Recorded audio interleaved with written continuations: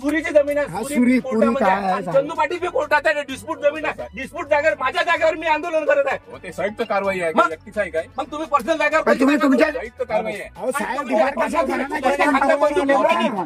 साहेबांना माहित नाही, साहेबांच्या खांद्यावर म्हणजे मोठं करता करून राहिलो ना आपण, करून राहिलो ना. संयुक्त तुमची जागा आहे ना डिमार्केशन. नमबुद्धाय जय भीम. समता आवाज टीव्हीला तुम्ही लाईक करा, सबस्क्राईब करा आणि कमेंट्स करून त्यांना धम्मदान करा. थँक्यू. जय भीम, मैं मीनल, आप देख रहे हो समता आवाज़ टीवी। आज है 16 अक्टूबर और मैं हूँ नागपुर स्थित नारा में।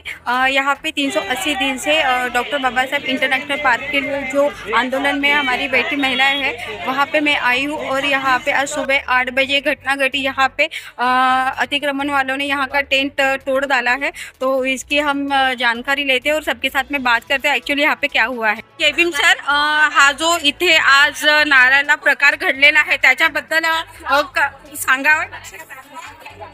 आज आमचं आंदोलन 380 दिवसापासून चालू आहे आणि या आंदोलनाला सर्व धर्मीय पाठिंबा आहे. सर्व जे सामाजिक संघटन आहेत, बौद्धिक संघटन आहेत, शैक्षणिक संघटन आहे, युवा संघटन आहे, सर्व आमच्या सोबत आहेत. आणि आज 7:30 वाजता असा प्रकार घडला की जे बिल्डर लॉबी आहे त्यांनी हा पेंडाल आणि आमचं आंदोलन संपवण्याचा प्रयत्न केला.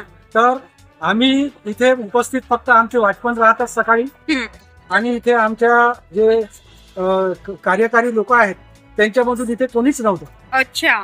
त्यामुळे त्यांनी सर्वात आधी 7:30 वाजता आले आणि त्यांनी सर्वात आधी आपला पंचशिलचा बल तो पूर्ण तोडला. त्यांनी लोखंडाचा पूर्ण तोडला आणि त्याच्यानंतर मग त्यांनी हे सर्व सेट तोडायला सुरुवात केली. अच्छा. आणि आपलं आंदोलन कसं उद्ध्वस्त करायचं याच्यासाठी त्यांनी कोणतीही कसर बाकी सोडलेली नाही. अच्छा. तरी पण नंतर आमचे चंदूभाऊ पोहोचले, कार्यकर्ता पोहोचले आणि 10-10:30 पासून त्यांचा विरोध सुरू झाला, नारेबाजी सुरू झाली. मग धीरे धीरे कार्यकर्ता जमणं चालू झाले आणि ही जी परिस्थिती आता आहे तर ही सर्व कार्यकर्ते जमल्यानंतरची परिस्थिती आहे, तुम्ही पण पाहता. बघत हा, तर याला विरोध शासनाचा आहे. कारण बाबासाहेबांच्या नावावर जे काही आपण मिळवतो ते त्यांना असं वाटतच नाही की बाबासाहेबांच्या नावानं आपण काहीतरी दिलं पाहिजे. करिता ते लोक त्यांचं असलं ते बरोबर देतात. आता कोरडीला त्यांनी लीजवर जमीन दिली आणि ती लीज 1 रुपया किंवा 2 रुपये असेल एका वर्षाची, आणि ती WCL ची जमीन त्यांना दिली आणि त्याच्यावर त्यांनी ते देवीचं मंदिर बांधलं आणि तेवढं सारं कंस्ट्रक्शन त्यांचं 20-25 एकरामध्ये आहे ते त्यांना चालतो. तर बाबासाहेबांच्या हक्काची जमीन 130 एकर ही अलॉटमेंट झालेली जमीन, त्यांच्यावर यांचा काही अधिकार सध्या नाही. तरी पण हे जमीन त्यांनी देऊ इच्छित नाही. आपण त्यांना ही जमीन मागितली नव्हती, त्यांनीच अलॉटमेंट दिली आणि तेच आता नाकार देत आहे. आमचं म्हणणं आहे की तुम्ही ही जमीन आम्हाला अलॉटमेंट केलेली आहे तर आम्हाला द्या. अलॉटमेंट नसती केली तर आम्ही तुम्हाला मागायला नाही. बरोबर. तर या पद्धतीने असून सुद्धा ते लोक इतके हेवे दावे करत आहेत. पण आता परिस्थिती अशी निर्माण झाली की त्यांना हे द्यावंच लागेल आणि हे काम पूर्णत्वास जाईल. गोळ्या मारल्या असतात तर शांत होऊन गेलं, कशाला एवढं गेलं?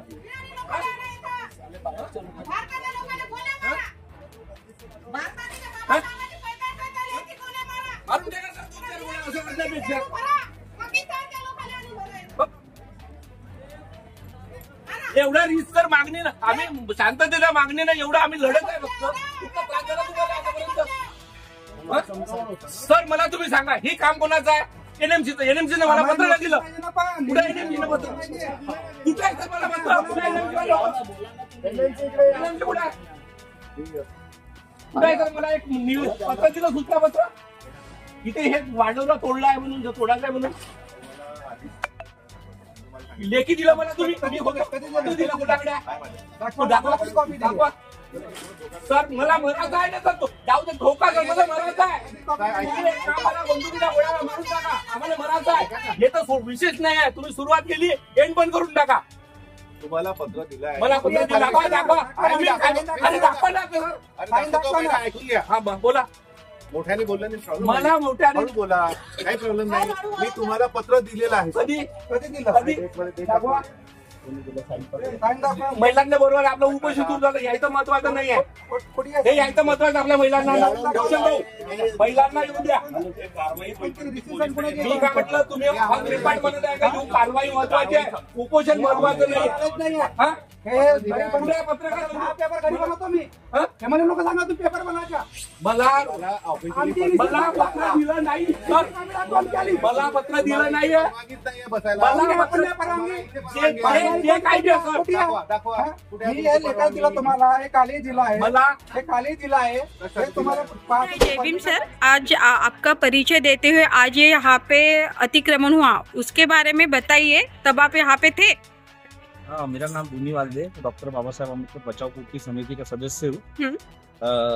आज सुबह जब 7 बजे हमको किसी के माध्यम से पता चला कि यहाँ पे हमारे अम्बेडकर डॉक्टर इंटरनेशनल पार्क 130 एकड़ की जगह पे काफी तादाद में पुलिस और अतिक्रमण विभाग ने घेराव करके रखा है, तो फिर हम 8 बजे यहाँ पे कुछ 4 से 5 लोग यहाँ पे जमा हुए. जमा होने के बाद में हमारे समझ में ऐसा आया कि जो घटना होने वाली है कि ये पार्क संबंधित है, अतिक्रमण वगैरह हटाने के लिए होने वाली है करके.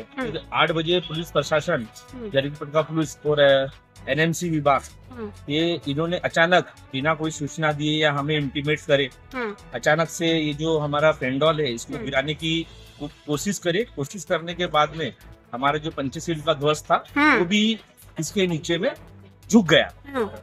फिर हमारे जो यहाँ के अध्यक्ष चंदू पाटिल वो यहाँ पे आए, फिर उन्होंने ये सब देखा. पुलिस प्रशासन और उनका और एनएमसी वालों का काफी इसमें नोकझोंक, बहस और मुंहबाजी और झगड़ा हुआ.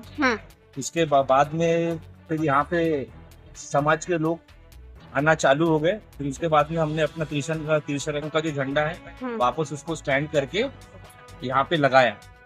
फिर सुबह से शाम तक दिन भर यहाँ पे सामाजिक संगठन वाले जो लोग थे उनका आना जाना चालू रहा. और इसके पहले भी हमारा ये जो पेंडॉल है इसको भी जलाने की कोशिश करी गई थी, इसके लिए भी हमने निषेध किया था, है ना.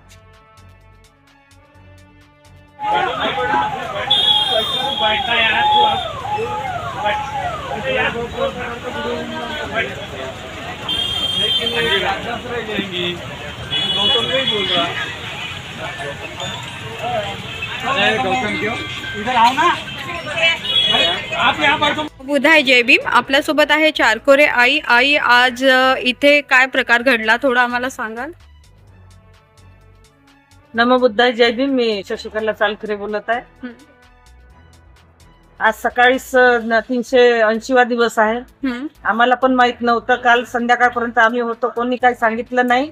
आणि त्या लोकांनी सकाळीच त्यांनी म्हणजे तो डाव बघितला की आम्हाला केव्हा फुरसत भेटते, तर ते 6 वाजता इथे आले आणि हा पेंडाल तोडण्याचा प्रयत्न केला. एवढी परवानगी घेऊनही त्यांनी एवढं मोठं ते कारस्थान रचलं. आणि नंतर मग आम्ही इथे आलो तेव्हा ते त्यांनी पेंडालला हात लावला आणि आपल्या पंचशील ध्वजला हात लावला. त्यांनी चांगलं नाही केलं. आणि त्यानंतर आम्हाला त्या लोकांनी असं घेरून घेतलं आणि येऊ नका म्हणे, आम्ही बरोबर करतो. त्यानंतर चंदू पाटीलजी आले, सर्व म्हणजे अध्यक्ष, आणि त्यांनी जे काय सावरायचं ते सावरलं. त्यानंतर आम्ही इथे येऊन दिवसभर प्रयत्न केला की ह्या लोकांनी काही करावं नाही, त्यांची ताकदही नाही. जर त्यांना करायचंच होतं तर त्यांच्यामध्ये दम होता. आम्ही जोपर्यंत बसलो होतो सकाळी 11:30 वाजता यायचं असतं आणि त्यांनी आमच्यावर कारवाई करायची असती. जे काय तोडायचं ते तोडलं असतं. आम्हाला न सांगता त्यांनी हे चूक केली. म्हणजे आपण सर्वजण त्यावेळेस इथे अवेलेबल नव्हतो. त्यावेळेस इथे नसताना हा प्रकार घडलेला आहे. ओके. आणि त्यांनी तो डाव साधवला. त्यांचं म्हणणं काय होतं, ते आल्यावर त्यांनी काय म्हटलं? त्यांचं म्हणणं होतं की अतिक्रमण, आम्हाला असं वाटलं की अतिक्रमण आहे म्हणून आम्ही असं केलं तसं केलं, पण त्यांनी ते चांगलं नाही केलं. आणि हे किती काही करतील, कारस्थानं रचतील, तरी आम्ही 130 एकर जागा घेतल्याशिवाय राहणार नाही. जोपर्यंत मिळत नाही तोपर्यंत आम्ही आमचं आंदोलन चालूच ठेवू.